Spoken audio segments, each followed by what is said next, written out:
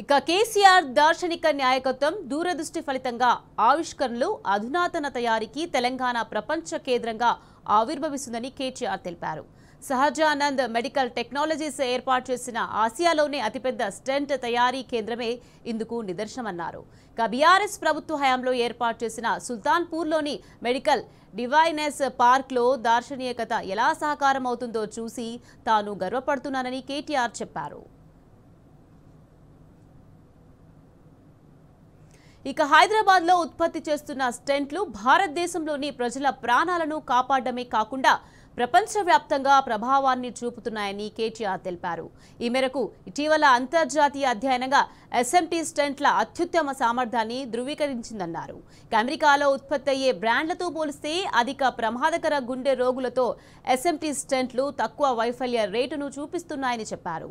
ఈ విజయం తెలంగాణ ప్రపంచ స్థాయి మౌలిక సదుపాయాలు, ప్రగతిశీల పారిశ్రామిక విధానాలు, అధిక విలువైన జ్ఞాన ఆధారిత పరిశ్రమలను ప్రోత్సహించడంలో బీఆర్ఎస్ ప్రభుత్వం యొక్క నిబద్ధతకు నిదర్శనమని కేటీఆర్ తెలిపారు.